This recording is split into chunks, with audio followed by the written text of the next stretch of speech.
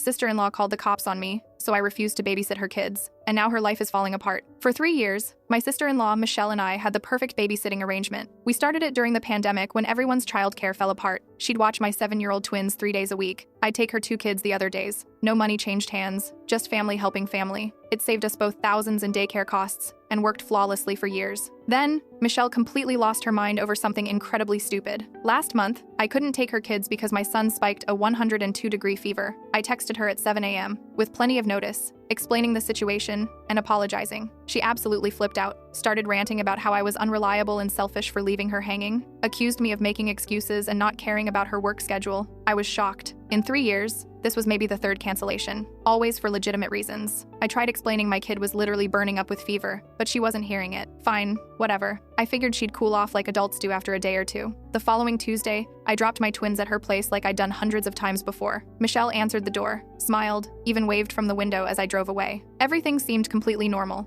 I headed to work. I'm a preschool teacher at a daycare center. My 40-minute commute means phone on silent while driving because I'm not an idiot who texts and drives. Around 10:30, I finally checked my phone during our morning snack break. 23 missed calls, dozens of texts, all from Michelle. The first messages sent just minutes after I'd left said she'd changed her mind about watching my kids because she was still upset about Thursday. Then the tone shifted completely. She started bitching about me, ignoring her calls and texts. The messages got increasingly unhinged as time went on. The final text made my blood run cold. "You have exactly 30 minutes to pick up your kids, or I'm calling police for child abandonment." I immediately called her, hands literally shaking. She answered with this smug, satisfied tone. "Oh, now you answer. Too late. I already called them." Michelle, what the hell? I was driving to work. My phone was on silent. Should have checked before dumping your kids on me. Maybe next time you'll think twice about being unreliable. I tried explaining that I work with children for a living. Any police report involving abandonment allegations would destroy my career. She knew this. We'd discussed it before. She didn't care. Should have thought about that before ignoring me, she said, then hung up. I raced back to her house, breaking every speed limit. My boss was understanding but concerned. This situation could affect my job even if no charges were filed. When I arrived, 2 police cruisers were parked outside, lights flashing. My twins stood on the porch looking absolutely terrified while Michelle talked to officers like she was the victim in some horrible crime. I wanted to throw up seeing my kids like that. I approached calmly despite wanting to scream at Michelle. "There's been a misunderstanding. We have a long-standing babysitting arrangement, but I didn't see her messages until I was at work." One officer looked skeptical. "You didn't see messages for over an hour." I was driving, then working with preschoolers. Phone was silent. I came immediately when I saw them. Michelle interjected. I told her I couldn't watch them today. She should have checked her phone first. This is completely on her. The rage I felt was indescribable. This woman had called police on family, potentially ruining my career over petty revenge. The officers clearly didn't want family drama involvement. After more questions, one said, "This sounds like communication breakdown. No crime committed, so no reports filed. Just make sure this doesn't happen again." They left. As I buckled my kids in, Michelle yelled across the yard, "Maybe next time you'll check your phone. This was your fault." I didn't engage, just left with my kids. That night, Michelle's husband called me, apologizing profusely. He'd found text messages on her phone showing she'd planned the whole thing days in advance. She'd been jealous that I had a career I loved while she felt stuck in her corporate job. The fake emergency was intentional revenge designed to hurt me professionally. He was filing for separation. 3 days later, he showed up at my house with a flash drive. "You need to see what else I found," he said, hands shaking. "She's been doing things to your kids during babysitting that you need to know about." He pressed play on the video. The screen flickered to life and I watched Michelle, my sister-in-law, standing in her kitchen with my twins sitting at her table. At first it looked normal,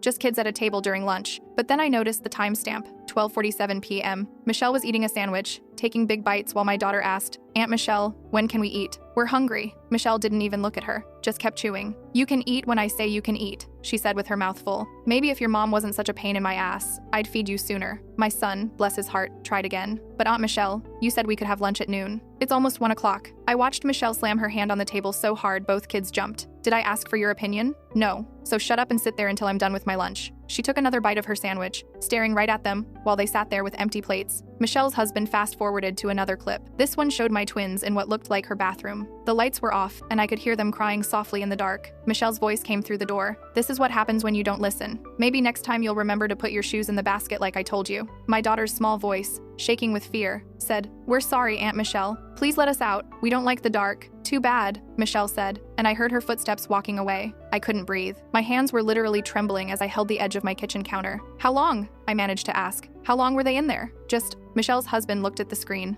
According to the timestamps, about 45 minutes. She was on her laptop the whole time, shopping online or something. There were more videos. So many more. Michelle filming herself on her phone, whispering into the camera about how my kids were spoiled little brats who needed to learn their place. clips of her mocking them when they cried, doing this high-pitched voice that was supposed to be them. "Oh, boo-hoo, I miss my mommy," she'd say, laughing at her own cruelty. One video showed her standing over them while they colored at her coffee table. My son had accidentally knocked over a cup of juice. Just a normal kid accident. Michelle lost it. "Of course you did. You're just like your mother. Can't do anything right." She made him clean it up with his bare hands while she stood there berating him the entire time. "Your mom thinks she's so perfect with her little teaching job, but look at you. Can't even hold a cup properly." "There's more," Michelle's husband said quietly. He looked like he'd been crying. "I found these on her laptop in a folder she labeled evidence. She's been documenting everything, keeping detailed notes about perceived slights from you, planning how to use this stuff against you later." He pulled out a stack of printed pages from his bag, notes in Michelle's handwriting. March 14, she forgot to pack juice boxes again. Document this. April 2, she was late picking up the kids. Keep record for later. May 18, she canceled babysitting. This is the last straw. Time to execute plan. The police incident. It was all written out like some kind of mission briefing. She'd planned to wait until I dropped the kids off, text me immediately that she couldn't watch them, then ignore me long enough to call the cops. Make sure she's at work and can't respond quickly. One note read, "Need enough time for police to arrive. Goal is to create permanent record that affects her teaching license." I sat down hard on my kitchen chair. My twins were in the living room watching TV, completely unaware that their aunt had been torturing them for months. "I need to talk to them," I said. Michelle's husband nodded. "I figured. I can stay if you want, or give you space. Whatever you need. Space, I think. But thank you. Thank you for bringing this to me." After he left, I sat my twins down on the couch. They looked up at me with their innocent faces, and I felt my heart break all over again. "Hey guys, I need to ask you something important, okay? And I need you to be completely honest with me." They both nodded. "Did anything happen at Aunt Michelle's house that made you feel scared or sad? Anything at all?" My daughter looked at my son. They did that twin thing where they communicate without words. Finally, my son spoke up. "Sometimes Aunt Michelle got really mad at us." "Mad about what, sweetie?" "Just stuff, like if we asked for snacks or if we needed to use the bathroom. She said we were being annoying," my daughter added quietly. "She told us not to tell you because you'd get mad at us. She said you'd think we were lying, and you'd be disappointed in us." That night, I barely slept. I kept thinking about all those times I dropped my kids off at Michelle's, thinking they were safe, thinking they were with family. How many lunches had they missed? How many times had they sat in that dark bathroom crying? I made copies of everything Michelle's husband gave me. The videos, the notes, the documentation of her systematic plan to destroy me. Around 2 a.m., I opened her notes again and really read through them. This woman had been keeping track of every tiny thing for months. January 8, she bought name-brand cereal instead of generic. She thinks she's better than me. February 22, her husband got a promotion. Meanwhile, I'm stuck in middle management. Not fair. March 30, kids mentioned they went to Disney over spring break. We can barely afford our mortgage. She's rubbing it in my face. It was all there. Years of resentment and jealousy, building up until she snapped. And my kids had paid the price. The next morning, my phone rang at 7 a.m. Michelle. I almost didn't answer, but curiosity got the better of me. "Hey," she said, her voice all cheerful like nothing had happened. I was thinking, maybe we should try the babysitting thing again. I know things got weird last week, but I'm willing to move past it if you are. I actually laughed. Couldn't help it. "Are you serious right now?" "What? I'm trying to be the bigger person here." "You messed up." I overreacted. "We're even. Let's just go back to normal."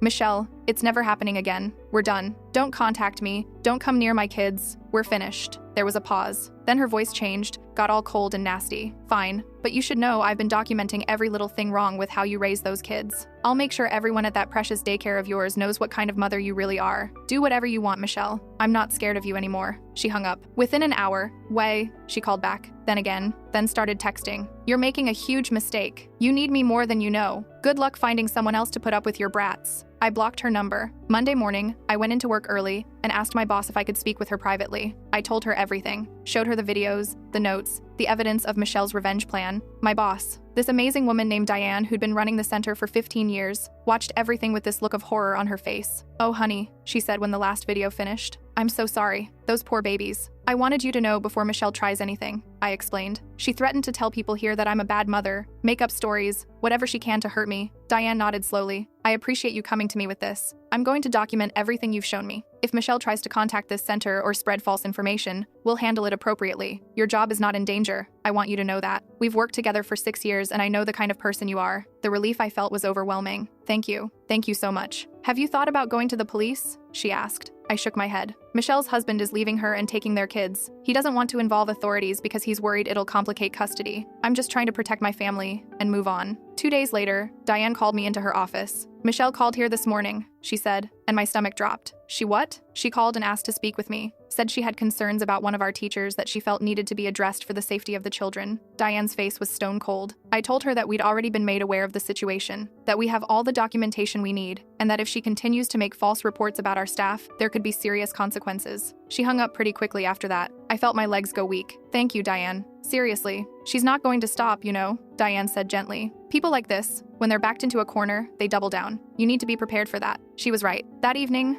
I logged into Facebook and saw Michelle had posted this long, vague status. It's so sad when family betrays you. When you dedicate yourself to helping someone and they stab you in the back. Some people should never be trusted around children. You know who you are. She tagged half our mutual friends and family members. My phone started blowing up within minutes. What's going on? Is this about you? What happened? I didn't respond to anyone. Just took screenshots of her post and added them to my growing file of evidence. The next morning, more posts. Funny how some people think they're such great parents but can't even be bothered to show up when they say they will. Unreliable and selfish. By afternoon, she'd posted 6 more times, each one getting more specific without actually naming me directly. My husband, who works in IT, came home that night looking grim. We have a problem, he said. What now? I was doing some routine security checks on our accounts and found something. Michelle's been logging into your Facebook account. I stared at him. What? How? Remember that time she borrowed your laptop when hers died? She must have saved your password. She's been reading your private messages for months. Everything. Messages with friends, family, your mom's group. She's seen it all. We changed every password, enabled 2-factor authentication. The works. But the damage was done. Michelle had been reading my private conversations for who knows how long, gathering information, looking for ammunition. It explained so much. How she always seemed to know things I hadn't told her. How she'd bring up topics I'd only discussed in private messages. The next few days were exhausting. Michelle's social media campaign continued. She posted at least 10 times a day, each one a thinly veiled attack on me. She joined local mom groups I was in and started making comments on my posts. Nothing overtly aggressive, just enough to make me look bad. Some people really need to get their priorities straight under a post where I mentioned being tired. Maybe focus less on complaining and more on your kids when I shared a funny meme.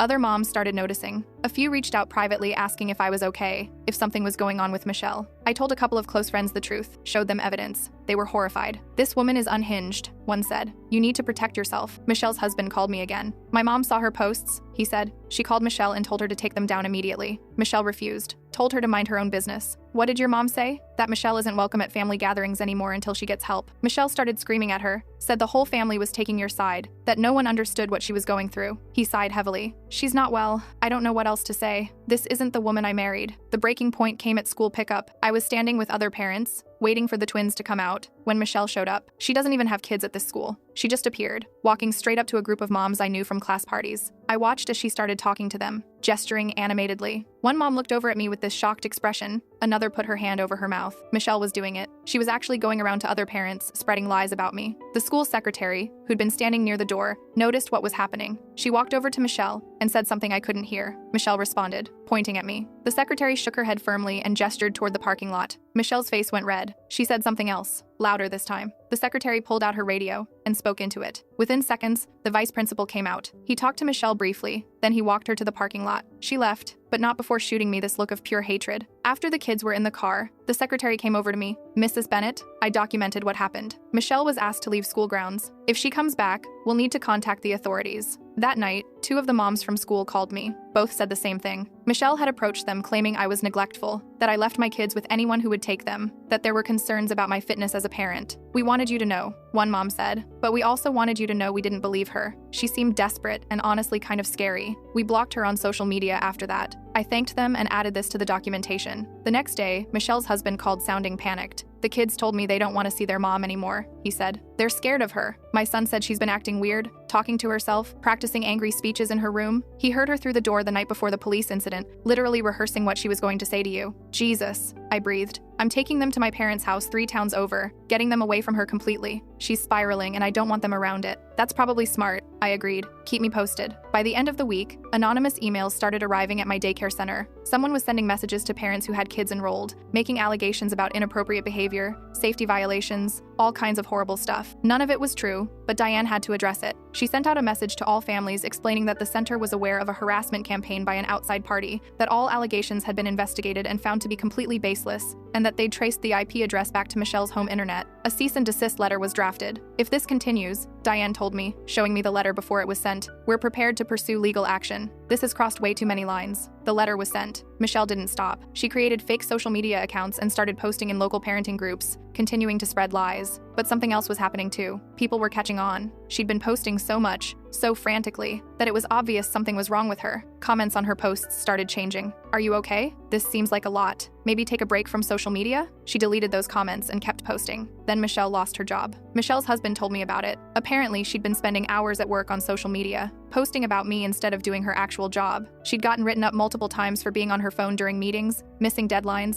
arguing with coworkers who told her she seemed distracted. The final straw was when she apparently went off on her boss, accusing him of not understanding what she was going through, that she was dealing with family betrayal and needed support. Her boss told her she needed to take personal time to sort out her issues. She refused and was let go. Without her job, Michelle couldn't afford her apartment. The lease was in her name only since her husband had already moved out. She burned through her savings trying to keep up with rent while simultaneously spending money on lawyers to fight the separation and custody proceedings. Her husband showed me the court documents. He was seeking full custody, citing the videos of her mistreating my kids as evidence of instability and potential danger to their own children. The videos I'd given him, the evidence of Michelle's systematic abuse. The judge granted me temporary full custody, he told me. Michelle can only see the kids under supervision once a month until the hearing. She completely lost it in the courtroom, started yelling that I was turning everyone against her, that you'd poisoned our whole family. Michelle tried to find support from her mom, but her mom had watched the videos too, seen her daughter locking scared children in dark rooms, withholding food, mocking them. Michelle's own mother told her she was ashamed, refused to give her money or let her move back home until Michelle took accountability for what she'd done. Without support, Michelle moved in with a friend from work. It lasted 2 weeks. The friend kicked her out after discovering Michelle was using her computer late at night to create fake accounts to keep the harassment campaign going. "She's obsessed," the friend told Michelle's husband. "She talks about your sister-in-law nonstop. It's all she thinks about. I can't have that energy in my house." Michelle ended up in a cheap motel on the edge of town, the kind that rents rooms by the week. She'd post pictures of it on social media with captions like "homeless because my family abandoned me,"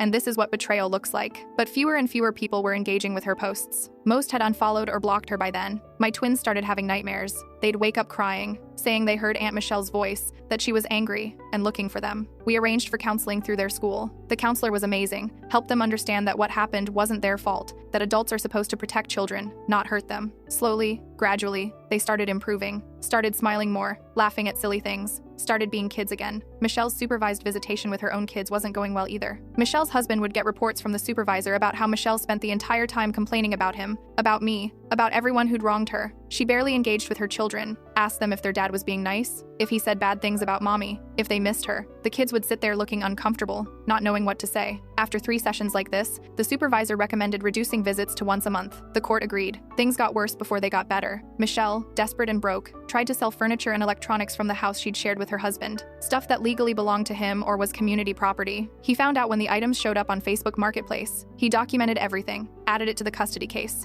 The judge was not impressed. Then Michelle started showing up at places she knew I'd be. The grocery store I always went to on Saturday mornings, the park where I took my kids, the library where we had story time. She wouldn't approach directly, would just stand there staring, making her presence known. It was terrifying. I filed for a restraining order, had enough evidence to support it, the harassment, the threatening messages, the stalking behavior, but my lawyer advised against it. "It might escalate things," she said. "And from what you've described, Michelle is already self-destructing. Sometimes the best revenge is just letting someone ruin their own life." I installed security cameras around my house instead, made sure my kids knew never to answer the door if Michelle showed up. Michelle tried to get hired at other daycares in the area. She was qualified, had a degree in early childhood education that she'd never used much. But word travels fast in small industries. Directors talked to each other. Everyone had heard about what happened, about the videos, about her harassment campaign. No one would hire her. She ended up taking a minimum wage job at a discount retail store. I heard about it from Michelle's husband. "She's working at that $+ place on Route 9, he said. "I took the kids past there once, and she was at the register. Looked miserable." Her coworkers apparently caught on quickly that something was off. Michelle would spend her breaks on her phone, scrolling through my social media profiles that she could still see, muttering to herself. Customers complained about her attitude. "She got written up for poor customer service multiple times. She was rude to me," one review said. "Seemed distracted and angry the whole time." The big custody hearing finally came. Michelle's husband called me the night before. "Can you be there?" he asked. "Not to testify or anything, just for support." "I'm terrified." I went, sat in the back of the courtroom and watched as Michelle's life was laid bare. Her lawyer tried to argue that she was going through a temporary crisis, that she was getting help, that the kids needed their mother. But the judge had seen the videos, had read the documented harassment, had reports from the supervised visitation supervisor about Michelle's behavior. "Mrs. Patterson," the judge said, "I'm deeply concerned about your actions. You've demonstrated a pattern of behavior that suggests you're not currently capable of providing a stable environment for your children." Michelle tried to interrupt. The judge held up a hand. I'm granting full legal and physical custody to the father. You'll be allowed supervised visitation twice per month until you can demonstrate significant progress in therapy and anger management. Michelle screamed. Actual screaming in the courtroom. This isn't fair. They're my kids. She poisoned all of you against me. Security had to escort her out. The court decision seemed to break something in Michelle. She stopped posting on social media, stopped trying to contact me, just disappeared from mutual friends' lives completely. People who knew her started asking if anyone had heard from her, if she was okay. No one had. Michelle's mother called me once. I know you have no reason to care, she said, but I wanted you to know Michelle's in therapy now. Court ordered. She's been diagnosed with some kind of personality disorder. They've got her on medication. I appreciate you telling me, I said, but honestly, I just want her to stay away from me and my family. I understand. I'm sorry for what she did to your children. I'm sorry I raised someone capable of that. It's not your fault, I told her, and I meant it. Sometimes people just break. Sometimes the darkness inside gets too heavy to carry. 6 months after the police incident, things finally felt normal again. The twins were thriving. They'd stopped having nightmares, stopped looking over their shoulders when we went places. New babysitting arrangements with trusted neighbors worked perfectly. My job was secure. Michelle had moved to a different town about an hour away, apparently trying to start fresh somewhere people didn't know her history. She kept her retail job, kept going to her court-mandated therapy, kept having her twice-monthly supervised visits with kids who barely knew her anymore. Her husband, now officially her ex-husband, kept me updated occasionally, not because I asked, but because he felt I had a right to know if Michelle was spiraling again. She seems calmer, he told me once. Still bitter, still resentful, but not actively trying to destroy people anymore. The medication helps, I think. That's good, I said, because it was. I didn't wish her well, exactly, but I didn't wish her ill either. I just wished her gone from my life. Michelle sent one final letter, not an apology, not exactly. Just this weird acknowledgement that she'd made mistakes and handled things poorly. No specifics, no taking real responsibility, just vague corporate speak that her lawyer had probably coached her to write. I read it once, filed it with all the other documentation, and never responded. My husband asked if I wanted to reply. I shook my head. There's nothing to say. She did what she did. I protected my kids. That's the end of it. The letter sat in a file folder in my closet, along with everything else. The videos, the notes, the screenshots of social media posts, the cease and desist letter, the court documents, evidence of how 3 years of mutual support and family cooperation had turned into a nightmare because one person couldn't handle their own jealousy and resentment. Michelle's kids asked about my twins sometimes, according to their dad. They remembered playing together, remembered the babysitting arrangement. Can we see them again? They'd ask. He'd explain that it wasn't a good time, that things were complicated. They were too young to understand fully, but they sensed something had changed, something had broken that couldn't be fixed. I felt bad for them. They'd lost their mom, essentially, lost the life they'd known, got caught in the crossfire of their mother's breakdown. But I couldn't sacrifice my kids' well-being for theirs, couldn't risk exposing them to Michelle again, even indirectly. So I stayed away, kept my distance, protected my family the only way I knew how. Sometimes I saw Michelle's social media from mutual friends who hadn't blocked her. She posted occasionally now, normal stuff, pictures of her apartment, a plant she was growing, a sunset, like she was trying to be regular again, trying to pretend she hadn't spent months systematically torturing children and trying to destroy someone's career out of petty jealousy. The comments were sparse. Most people who'd known her before had moved on, found her toxic and cut her out. She existed in this weird limbo, not quite ostracized, but definitely not welcomed back into the community she'd burned down around herself. Her mother commented sometimes, supportive little messages like proud of you and keep going. I guess even mothers of monsters still love their children. The therapy Michelle was in apparently specialized in personality disorders. Michelle's mother mentioned it once in passing when I ran into her at the grocery store. We had this awkward conversation in the produce section. She's getting help, her mother said. They diagnosed her with something. I can't remember the exact term, but it explains a lot. The jealousy, the need for control, the way she sees slights where none exist. That's good that she's getting help, I said, because what else do you say? It doesn't excuse what she did, her mother continued. I want you to know that I know that. She hurt those babies. She tried to ruin your life. No diagnosis makes that okay. I appreciate that, I told her. We parted ways after that. I never told her about the nightmares my kids had, about the thousands of dollars in therapy, about the constant fear that Michelle would show up somewhere, that she'd try something else. Some things you just carry yourself. Work became my sanctuary. The daycare center, the place Michelle had tried so hard to taint, became where I felt safest. The kids there knew nothing about the drama. They just wanted stories and snacks and someone to tie their shoes. Simple needs I could meet. Diane checked in with me regularly. You doing okay? She'd ask. Yeah, I'd say. Better. And it was true. Slowly, gradually, the heaviness lifted. Life moved forward. The twins made new friends at school. We took a vacation to the beach, just the 4 of us, built sandcastles and collected shells and didn't think about Michelle once. We went to family gatherings where Michelle wasn't invited, where her absence was this elephant in the room that everyone ignored. Her ex-husband brought the kids sometimes. We'd make awkward small talk, our children playing together like nothing had changed. But everything had changed. Michelle's monthly visits with her kids continued. Awkward, supervised sessions where she tried too hard to be fun mom, bringing gifts she couldn't afford, planning activities that never quite worked out. The kids kids were polite but distant. They loved their dad, loved their grandparents who'd stepped up. Michelle was becoming this peripheral figure in their lives, someone they saw occasionally but didn't really know anymore. Her ex told me the kids had stopped asking when they could go home to mom. Home was at dad's now. Michelle's apartment an hour away was just a place they visited sometimes. They're adjusting, he said. Kids are resilient. I knew that was true. My own twins had bounced back. We're happy, healthy, normal kids again. The damage Michelle had done was healing over. Leaving scars, sure, but not defining them. A year passed. Then another. Michelle stayed gone from my life. I heard updates through the family grapevine occasionally. She'd gotten promoted at her retail job to shift supervisor, was still in therapy, still taking medication, still living alone an hour away. Her social media showed a quiet life. Work, therapy, occasional visits with her kids. She joined a book club, apparently. Posted pictures of herself at libraries and coffee shops, always alone. No friends tagged, no comments beyond her mother's supportive messages. It looked lonely. Part of me felt bad for her, the human part that recognizes suffering even in people who've hurt you. But mostly I felt relieved. Relieved she was gone. Relieved she'd stayed gone. Relieved my family was safe. The twins were 9 now. Barely remembered the time at Aunt Michelle's house. When they thought of those years at all, it was vague. Remember when we used to go to that other house? One would ask sometimes. Yeah, the other would say. I didn't like it there. Me neither. And that would be that. They'd move on to talking about school or friends or whatever TV show they were into. The trauma had faded to just a bad memory. Something that happened once but wasn't happening anymore. I never told them about the videos, about the extent of what Michelle had done. They didn't need that weight. They just needed to know they were safe now, that adults who loved them would keep them safe, that what happened wasn't their fault. Our new babysitting arrangement worked perfectly. The neighbors who watched them loved them, treated them like their own grandkids. The twins actually looked forward to going there, would run up the driveway excited to show off whatever project they'd made at school that day. That's what it should have been like all along. But Michelle's jealousy had poisoned that, had turned something simple and good into a weapon. My boss retired and I applied for her position. Got it, actually. Director of the daycare center.